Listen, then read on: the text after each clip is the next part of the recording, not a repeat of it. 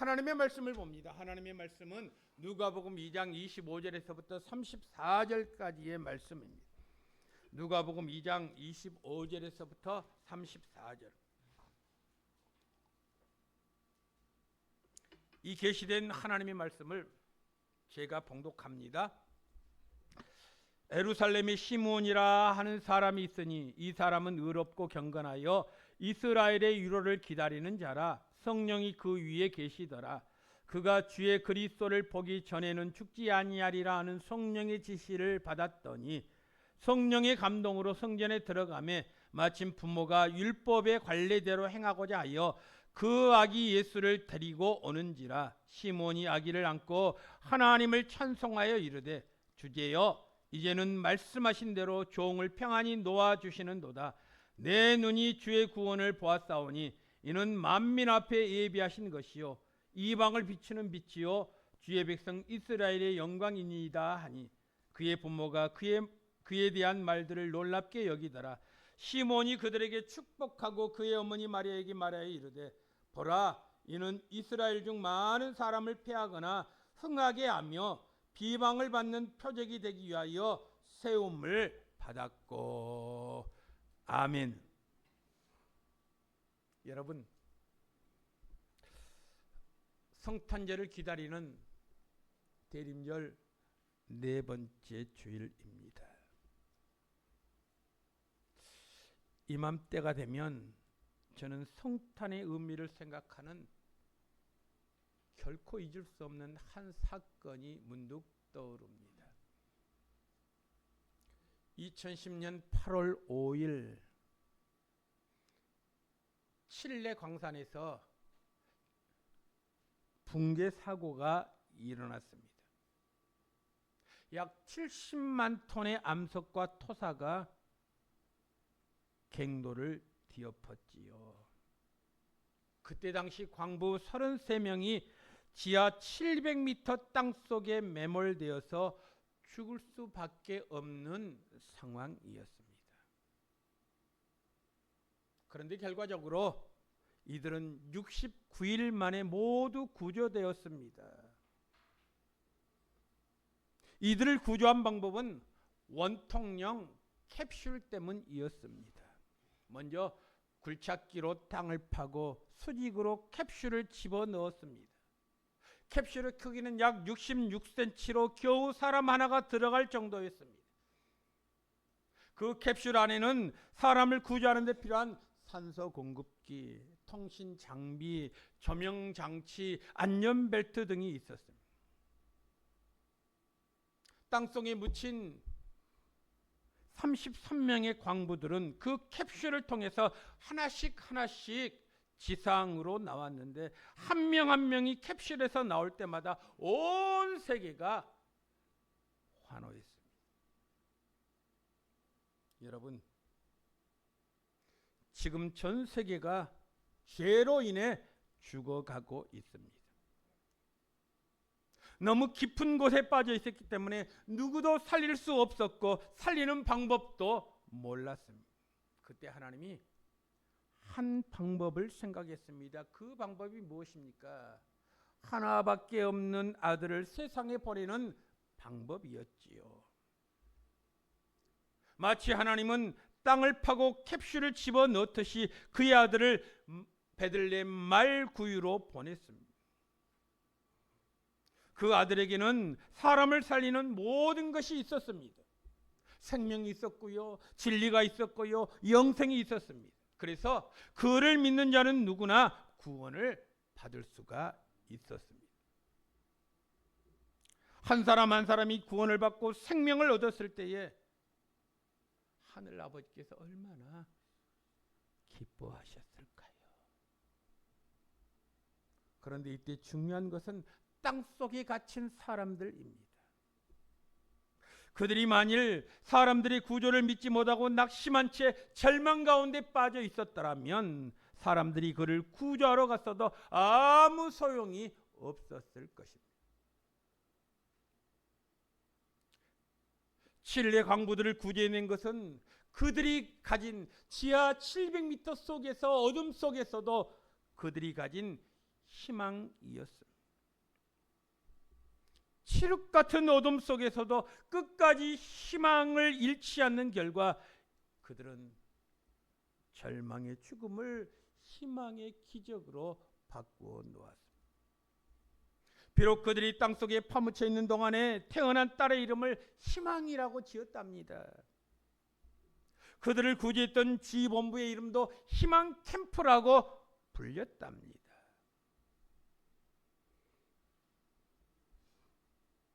이들의 이야기를 통해서 어느 누군가가 한 말이 생각이 납니다. 음식 없이는 40일을 살 수 있고 물이 없이는 8일밖에 살 수 없고 공기가 없이는 4분밖에 살 수 없지만 희망이 없었더라면 단 1초도 살 수 없다. 우리가 살아있다는 것은 희망이 있다는 증거 아닙니까?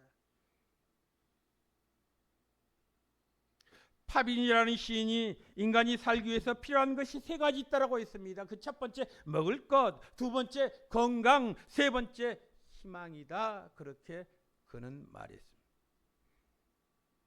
하나님에게 필요한 것은 은혜이고 우리에게 필요한 것은 희망이다라고 말을 했습니다.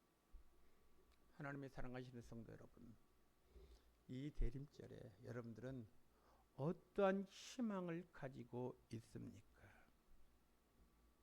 하나님의 은혜는요, 우리의 희망을 통해서 드러난다라고 하는 사실입니다. 그러므로 누구에게나 꼭 필요한 것이 있다면 그것은 절망 가운데서도 포기하지 않고 희망을 가지는 것입니다. 우리가 희망을 가지면 언젠가 그 희망이 성취되는 날이 반드시 올 수 있기 때문에 그렇죠. 여러분, 오늘 본문 말씀 보십시오. 오늘 본문의 말씀을 보면 전혀 희망이 단 1%도 없어 보이는 사람이 등장합니다. 그 사람의 이름은 시므온입니다.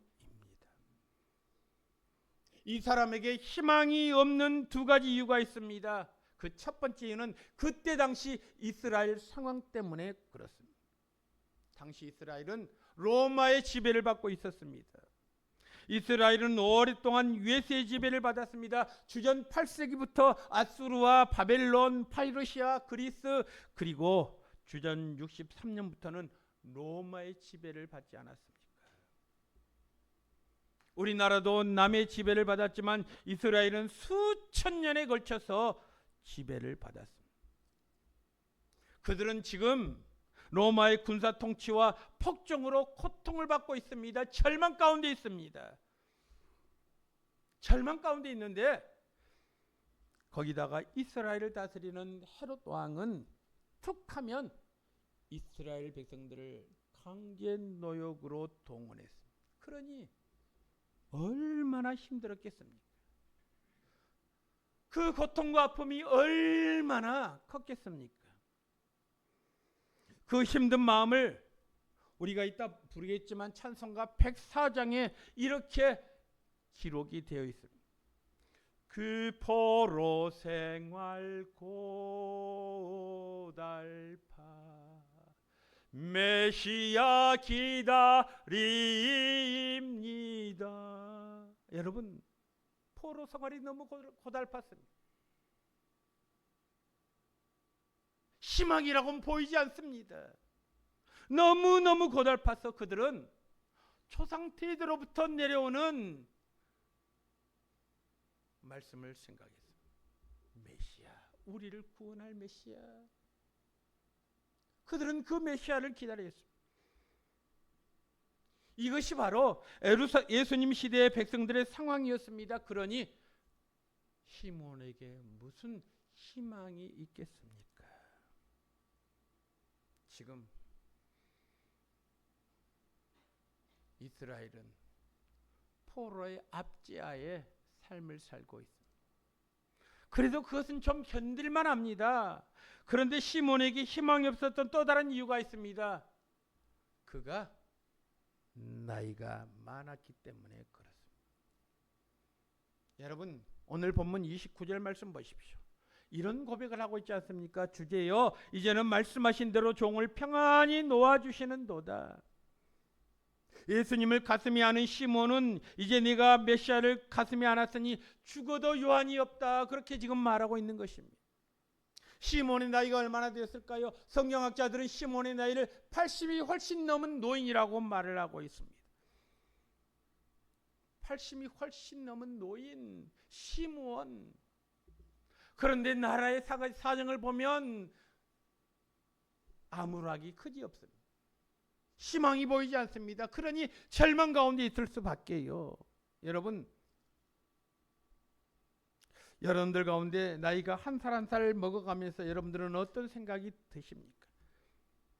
여러분, 나이 많이 먹는 것이 결코 죄가 아닙니다. 그러나 나이를 먹다 보면 힘이 없어집니다. 힘이 없어지면 사는 재미가 없습니다.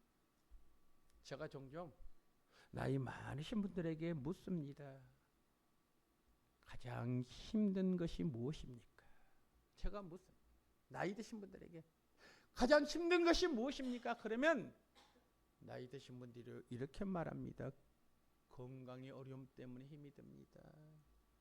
맞습니다. 건강의 어려움. 또 어떤 분은 이렇게 말합니다. 경제적인 어려움이라고 이야기합니다. 여러분, 나이가 들면 건강의 어려움이 있습니다. 나이가 들면 경제적인 어려움이 있습니다. 그런데 어떤 분이 또 이런 말을 하더라고요. 목사님, 나이가 드니까요, 밀려난다는 느낌이 든답니다. 딱히 누가 밀어낸 사람이 없습니다. 그런데 왠지 모르게 밀려나고 있다는 느낌이 든다는 것이죠. 어떤 일을 하다가 일을 그만두면 정말 내가 그 공동체에서 따돌림 당하는 것 같은 느낌을 받는다는 것입니다. 여러분은 혹 그런 적 없습니까? 밀려난다는 느낌이 없습니까? 여러분, 영성학자인 헨리 나우에는 이런 말을 했습니다. 분리와 고독과 자상실. 분리와 고독과 자상실. 여러분, 분리는 떨어져 나가는 것을 말합니다. 그동안 사람들과 함께 살았습니다. 때로는 그 중심에 내가 있었습니다. 그런데 여러분, 나이를 먹어가면서 서서히 밀려나서 그 중심에서 멀어집니다. 분리되어집니다. 분리되어지니까요, 언제부터인가 마음이 고독해집니다. 여러분, 그런 적 없습니까?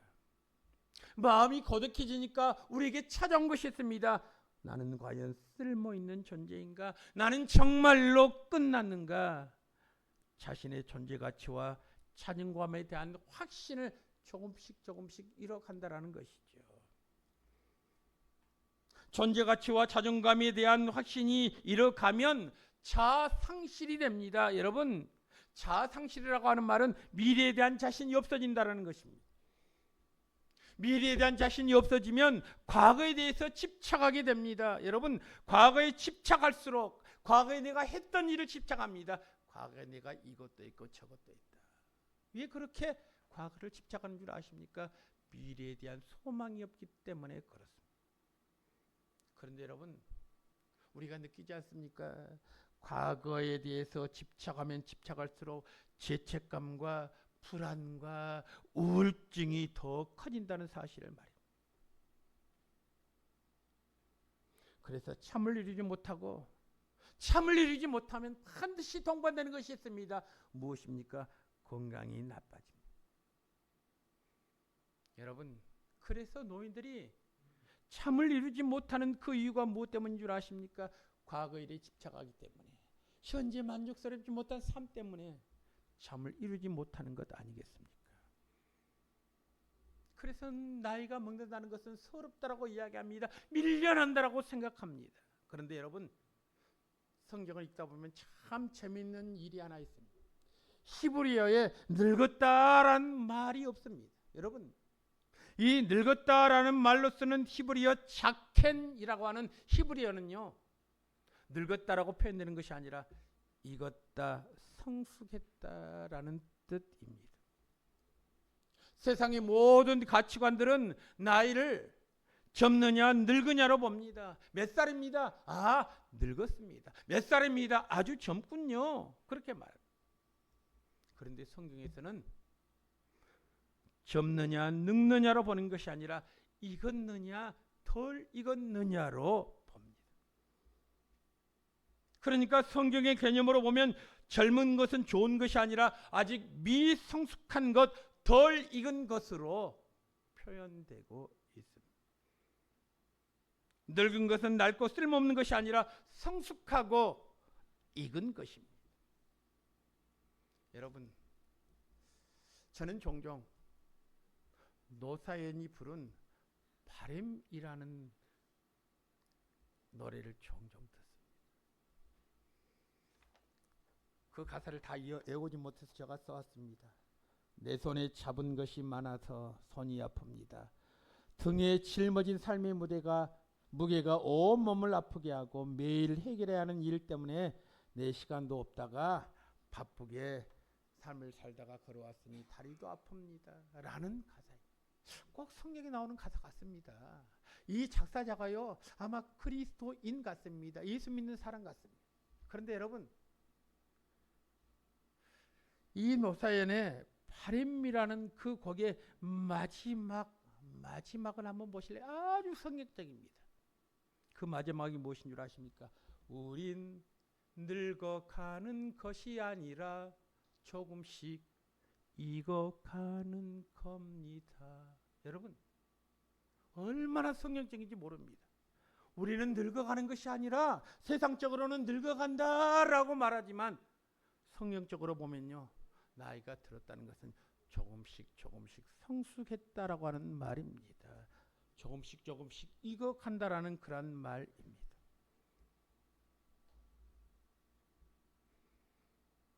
그러므로 나이 많이 들었다고 한탄하지 마십시오. 저는 오늘 본문 주인공을 한번 살펴보았습니다. 그의 나이가 80이 훨씬 넘었습니다. 그런데 그가요, 성전에 나왔습니다. 왜 나이 많은 시몬이 성전에 나왔습니까? 그에게는 하나의 소망이 있었습니다. 희망이 있었습니다. 그 희망을 어릴 때는 펼쳐보지 못했습니다. 그런데 죽을 날이 가까우니까요, 나이가 드니까요, 그 희망이 마음속에 용솟치듯 솟아나기 시작했습니다. 나이가 어릴 때는 자기만 생각했습니다. 나이가 젊으면 세상만 생각했습니다. 그런데 나이가 많아지니까 그도 하나님을 생각합니다. 그러던 어느 날 시몬은 기도하기 위해서 성전에 나왔습니다. 80이 훨씬 넘는 나이에 성전에 나왔습니다. 여러분, 누가복음 2장 25절 말씀 보니까요, 시몬에 대해서 이렇게 말합니다. 예루살렘에 시몬이라는 사람이 있으니 이 사람은 의롭고 경건하여 이스라엘의 위로를 기다리는 자라, 성령이 그 위에 계시다. 여러분, 하나님의 위로를 기다리는 자가 누구였느냐? 바로 시므온이었습니다. 하나님의 위로를 기다린다. 하나님의 위로하심을 기다리기 위해서 그는 기도했습니다. 기도가 그의 희망이었습니다. 희망이 곧 주님이, 아기 예수님이 오심을 기다리는 그러한 상황에 이르게 되었습니다. 그렇습니다. 우리는 기도하기 때문에 희망이 있습니다. 희망이 있기 때문에 내일을 기대합니다. 그런데 여러분, 시몬이 어디에서 그런 희망을 발견했습니까? 가지고 있는 것이 많아서 희망이 있었습니까? 아니요. 오늘 성경 말씀 보십시오. 시몬은 어디에서 희망을 발견했습니까? 80이 훨씬 넘는 시몬이 희망을 갖는 것이 무엇인 줄 아십니까? 오늘 누가복음 2장 26절 27절 말씀 보십시오. 이렇게 기록이 되어 있습니다. 그가 주의 그리스도를 보기 전에는 죽지 아니하리라 하는 성령의 지시를 받았더니 성령의 감동으로 성전에 들어가매 마침 부모가 율법의 관례를 행하고자 하여 그 아기 예수를 데리고 오는지라. 여러분, 시므온이라고 하는 이름의 뜻은 듣다, 순종하다, 이해하다라는 의미입니다. 시몬은 지금 80이 훨씬 넘는 나이에 나라의 상황도 좋지 않고 자기도 나이가 많았지만 그는 절망하지 않았습니다. 절망할 수밖에 없는 상황 속에서도 절망하지 않았습니다. 희망을 발견했습니다. 어디서 희망을 발견했습니까? 하나님에게서 희망을 발견했습니다. 그래서 80이 훨씬 넘는 나이에 주의 성전에 나왔습니다. 당시 하나님의 말씀을 듣는 방식은 성령의 지시를 받는 것이었습니다. 여러분, 우리도 매일 성령의 음성을 듣는 법을 배워야 합니다. 성령이란 말이 오늘 본문에 등장합니다. 26절 말씀 보십시오. 성령의 지시를 따라. 성령의 지시. 27절 말씀 보십시오. 성령의 감동으로 성전에 들어갔다. 여러분, 다른 방법이 없습니다. 시몬이 예루살렘 성전에서 아기 예수를 버리라고 감동을 받았지만, 그런데 누가 예수님인지 어떻게 알겠습니까? 예루살렘 성전에 할례를 받으려고 하루에도 수많은 어린이들이 부모 품에 안겨서 성전에 오르내립니다. 수많은 사람 가운데 누가 아기 예수인지 알 수가 없습니다. 그런데 그때 아기 예수를 알아보게 한 분이 있었습니다. 그분이 누구냐? 바로 성령이다. 그래서 성령의 지시하심을 따라 26절, 27절에 성령의 감동으로 예수를 알아보았다. 여러분, 성령은 예수님을 깨닫게 하는 영입니다. 하나님이 말씀하시는 방식은 세 가지입니다. 구약 시대에는 선지자를 통해서 말씀하셨습니다. 선지자란 대신 전하는 자라는 뜻을 가지고 있습니다. 신약 시대에는 예수님께서 직접 말씀하셨습니다. 구약 시대의 사람을 통해서 말씀하신 하나님은 신약 시대에 예수님을 통해서 하나님의 나라를 선포하셨습니다. 그런데 예수님이 부활하신 후 40일 동안 이 세상에 계시다가 승천하셨습니다. 승천하시면서 우리들에게 보내주신 분이 계십니다. 바로 보혜사 성령이십니다. 그래서 지금은요, 성령을 통해서 우리에게 말씀하십니다. 성령을 통해서 감동합니다. 성령을 통해서 깨닫습니다. 성령을 통해서 계시하시고 성령을 통해서 우리를 인도하신다라는 말씀이지요. 벌써 1년이 됐네요. 작년 12월 29일 날 무안에서 비행기가 활주로를 벗어나서 철근 콘크리트 둔덕에 부딪혀서 폭발하는 사고가 일어났습니다. 이때 탑승객 181명 가운데 179명이 사망했습니다. 탑승객 중에 제가 잘 알고 있는 장로님 부부도 포함되어 있었습니다. 그래서 몇몇 우리 교인들과 함께 무안공항에 조문을 갔습니다. 한순간에 부모를 잃은 자녀들은 거의 넋이 나간 상태로 상대방이 무슨 위로의 말을 해도 그 위로가 먹혀들지 않을 것 같았습니다. 그런데 그 유족을 만났습니다. 무슨 말을 해야 되는데 무슨 말을 할 수 있는 거란 말이 생각나지 않는 것입니다. 제가 유족들에게 손을 꼭 잡고 말했습니다. 한참 동안 할 말이 없었습니다. 잠시 정적이 흐른 후에 제가 이런 말을 했습니다. 예수님도 십자가에서 죄 없이 죽으셨습니다. 아마 세상의 많은 사람들은 이 사람들이 도대체 무슨 죄를 지어서 비행기 사고가 나서 부부가 함께 죽었는가? 그러니까 마음속에요, 그런 말을 들을 때마다 마음속에 울분이 솟아오른다는 것입니다. 내 아버지가 무슨 잘못을 했는가? 왜 우리 아버지가 죽었는가? 우리 엄마가 왜 한날 한시에 비행기 사고로 죽었는가? 그러니까 유족들은요, 찾아오는 조문객들이 달가워하지 않았다. 앞에서는 참 안 됐습니다 라고 말하면서 돌아서서는 다른 말을 했기 때문에 그렇습니다. 그런데 제가 유족들에게 손을 잡고 한참 동안 말하지 않고 있다가 한마디 내뱉었습니다. 예수님도 십자가에서 죄 없이 죽으셨습니다. 그렇게 말했더니 이 유족들이요 펑펑 울기 시작합니다. 솔직히 저는 위로할 다른 말이 없어서 예수님도 죄 없이 죽었습니다 라고 했는데 그 말을 듣고 유족들이요 슬프게 운 것입니다. 그런데 제가 한번 가만히 생각해 보았습니다. 더 이상 무슨 위로가 필요하겠습니까? 무슨 말로 그들에게 위로를 주겠습니까? 예수님도 죄 없이 죽었습니다.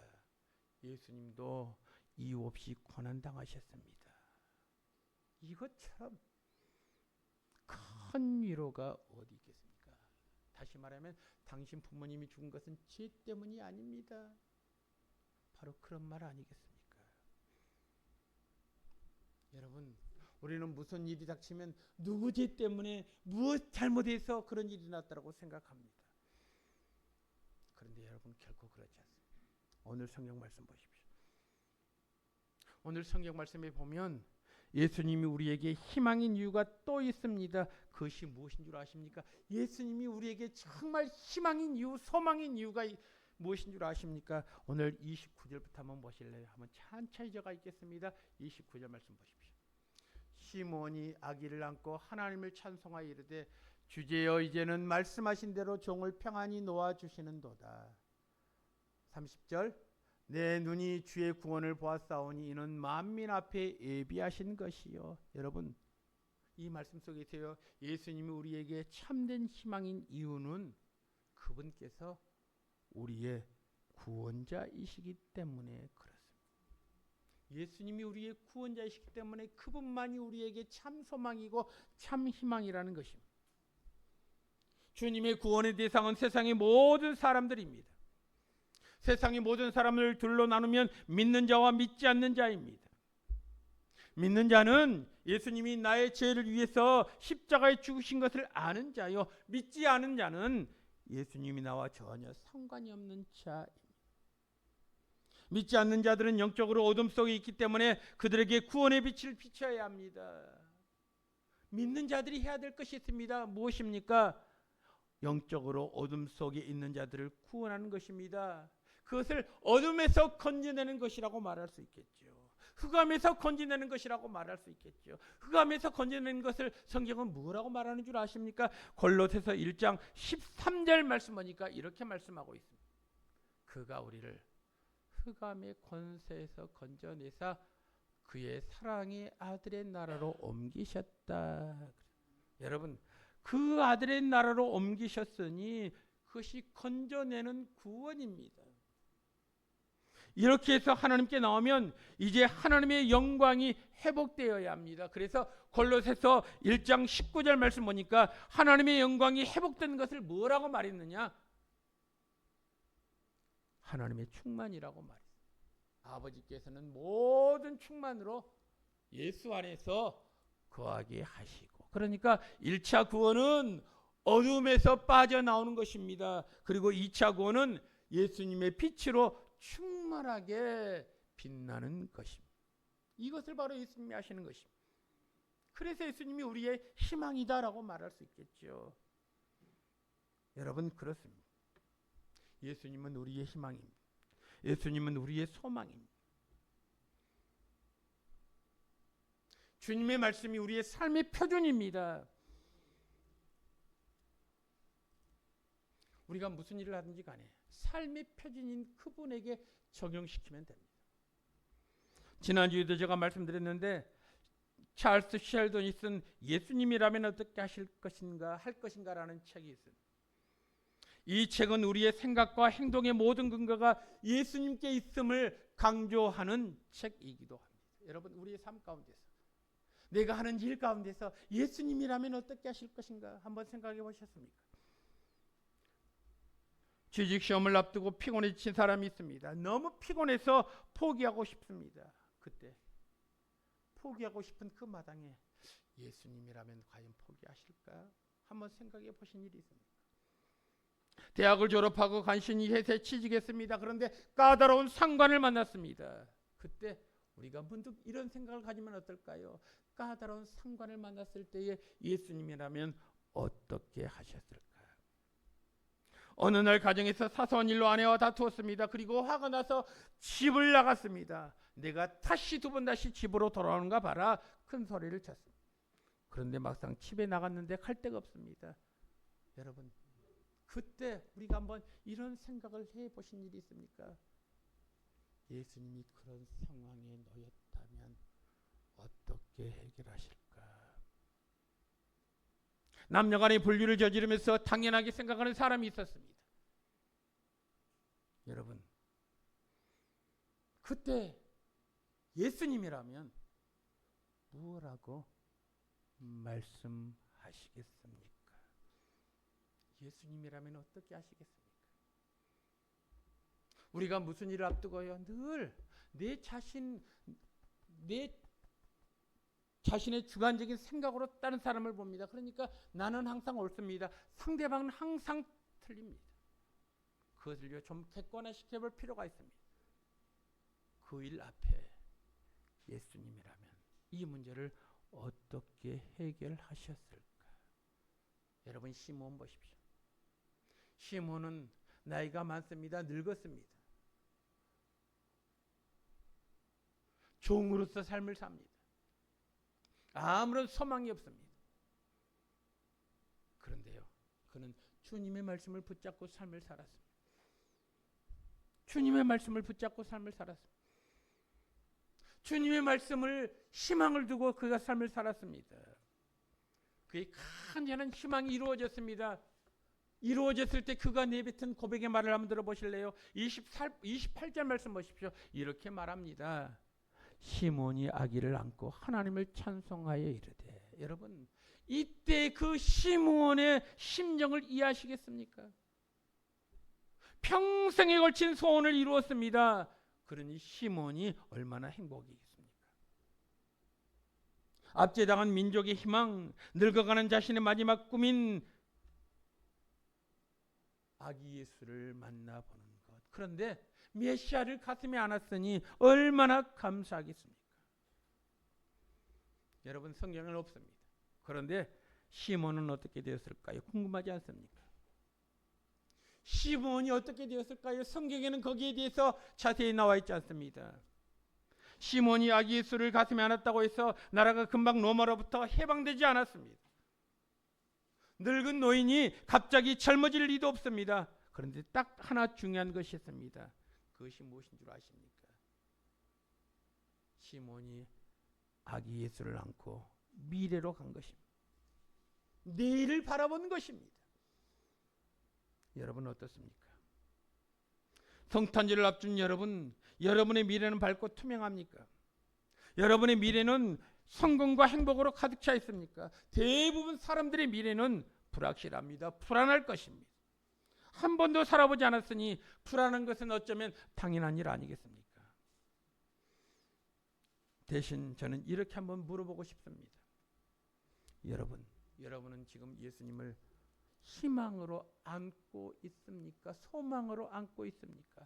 지금 눈에 보이는 현실은 어렵지만 아기 예수님의 환한 미소가 내 가슴에 있다면 우리의 내일의 삶은 염려할 것이 없는 것 아니겠습니까? 그러므로 우리가 대림절 네 번째 주일을 보내면서 꼭 기억해야 할 것이 있습니다. 주님, 이 대림절에 예수님을 안고 내일로 나아가는 은혜를 나에게 허락해 주옵소서. 이 세상에, 절망의 세상에 희망의 신 예수님과 함께 내일을 향해 나아가는 은혜를 더하여 주옵소서. 여러분, 우리나라도 시시때때로 태풍이 몰아칩니다. 태풍이 몰아치면 많은 피해를 납니다. 1991년에 일본의 최대 사과 생산지가 있습니다. 아오모리 현입니다. 여러분, 아오리 사과가요, 이 아오모리 현에서 나왔답니다. 아오리 아시죠? 아오라는 말은 일본어로 푸르다, 리라는 말은 숲. 그러니까 푸른 사과나무 숲이 바로 아오리라는 말이죠. 그런데 여러분, 1991년도에 일본 최대 사과 생산지인 아오모리 현에 큰 태풍이 몰아쳤습니다. 그러니까 자연스럽게 그 사과를 재배하는 그러한 가정이요, 쑥대밭이 된 것입니다. 피해가 얼마나 컸던지 수확을 앞둔 사과의 90%가 떨어지고 말았습니다. 여러분 한번 상상해 보십시오. 한 해의 농사의 90%를 못 쓰게 되었으니 얼마나 고통스럽습니까? 얼마나 절망입니까? 여러분들이 그 일을 닥쳤다면 여러분들은 절망과 근심과 걱정으로 한탄하면서 우리가 삶을 살지 않겠습니까? 올해 농사는 망했다 그렇게 생각하지 않았겠습니까? 그렇습니다. 90%의 사과가 낙과되었으니 무슨 소망이 있겠습니까? 그런데요, 그 중에 한 농부가 이렇게 말을 했답니다. 여러분, 우리 사과의 90%는 떨어져 있지만 10%는 그대로 남아있지 않습니까? 어차피 떨어진 것은 버리고 그래도 안 떨어진 것은 10%의 사과를 우리가 정성스럽게 땁시다. 그러면서 우리가 선전하십시다. 뭐라고 선전하는가? 그들이 선전하는 내용을 한번 들어보십시오. 초속 40m의 초강력 태풍에도 떨어지지 않는 사과, 이 위대한 사과를 팝니다. 여러분, 그리고요, 그때 당시에 떨어지지 않는 그 사과 값을 10배로, 평상시에 판매되는 것 10배로 값을 매겼다. 그런데 놀라운 일이 일어났습니다. 사람들이 어떻게 40m 강풍에도 사과가 안 떨어질 수 있나? 그 사과는 도대체 어떤 사과냐면서 그 사과를 사기 위해서 줄을 섰답니다. 그 10%의 사과가 태풍으로 떨어졌지만 그 대신에 이들에게 희망을 주는 것은요, 나머지 10%의 사과였습니다. 이 말은 우리들에게 참으로 좋은 교훈을 줍니다. 이 말의 의미는 무엇입니까? 이 세상에 희망이 없는 삶이란 결코 존재하지 않는다는 것입니다. 많은 사람들은 대부분 잃어버리면 포기합니다. 안 됐다라고 말합니다. 절망합니다. 좌절합니다. 그것이 우리들의 삶의 모습 아닙니까? 그런데 여러분 아십니까? 이 세상에 희망 없는 삶이란 결코 존재하지 않습니다. 다만 희망이 없는 인간만 있을 뿐입니다. 어떤 분이 이렇게 말했더라고요. 지옥은 뜨거운 불이 타는 곳이 아니라 희망이 없는 곳이 바로 지옥이다. 참 그럴듯했어요. 물론 성경에 지옥불, 그 뜨거운 불로 표현했지만 이분은요, 지옥은 뜨거운 불이 타는 곳이 아니라 소망이 없는 곳, 희망을 잃어버리는 것이 바로 지옥이다. 여러분, 무엇보다도 우리의 최고의 희망은 바로 예수 그리스도이신 줄로 믿습니다. 예수님을 가슴에 품으면 오늘 현실은 절망과 좌절이라고 할지라도 결코 미래가 겁나지 않습니다. 왜요? 그분이 위로자이시기 때문에 그렇습니다. 그분이 구원자이시기 때문에 그렇습니다. 그분이 우리의 삶의 표준이기 때문에 그렇습니다. 오늘은 대림절 4번째 주일입니다. 많은 사람들이 요즘 경제 상황으로 보나 정치적으로 보나 국제 정세로 보나 어려움과 힘든 나날들을 보낼 수밖에 없습니다. 이럴 때 영원한 소망을 가지고 우리들은요, 주님의 탄생하심을 기다리는 소망을 갖는 어려움을 가질 때마다 참된 것에 소망을 두는 저와 여러분들이 되어야 되지 않겠습니까? 오늘 시몬 보십시오. 외적으로 보면 전혀 소망이 없는 사람입니다. 식민지 아래에서 80이 넘는 노인으로 살았으니 무슨 낙이 있겠습니까? 그런데 그에게도 주님을 기다리는 그러한 간절함이 있었습니다. 희망이 있었습니다. 내가 나이가 먹었다고 여러분 절망하지 마십시오. 삶을 포기하지 마십시오. 어영부영 삶을 살지 마십시오. 하나님께서 우리에게 원하신 것이 있습니다. 그럼에도 불구하고 주님은 우리에게 희망을 주시는 분이십니다. 소망을 주시는 분이십니다. 그래서 믿음 안에서 여러분, 시몬이요, 평생 그의 소망이 무엇입니까? 아기 예수를 내가 안아보면 죽어도 여한이 없다. 그의 소원이, 그의 고백의 소원이 오늘 성경에 응답되지 않습니까? 하나님의 사랑하시는 성도 여러분, 그렇습니다. 아기 예수님이 탄생하신 앞으로 나흘 뒤에, 나흘 동안 우리가 기다리는 삶 가운데서 하나님의 놀라운 은혜와 축복이 우리의 삶에 차고 넘치기를 주님의 이름으로 축원합니다. 기도하겠습니다. 하나님, 많은 사람들은 오늘이라는 현실을 바라보면서 오늘 잘 나가면 내가 성공했다, 오늘 이 순간 내가 어려움을 겪고 있으면 실패했다라고 이분법적으로 생각합니다. 하나님 아버지, 그러나 오늘 시몬의 말씀을 통해서 우리가 다시 한번 깨닫습니다. 우리의 참된 소망은 우리 눈앞에 펼쳐지는 현상이 아니라 오직 주님께만 있음을 우리가 깨달아 하는 복된 성도의 삶이 될 수 있도록 주님 도우시고 인도하여 주옵소서. 시몬이 아기 예수님의 탄생을 간절히 기다렸던 것처럼 우리에게 영원한 도움이 되시는 주님을 바라보고 믿음으로 승리하는 우리 천성의 모든 식구들 될 수 있도록 은혜를 다하여 주옵소서. 함께 하실 주님을 찬양하옵고 모든 말씀을 우리 주 예수 그리스도 이름으로 기도드리옵나이다. 아멘.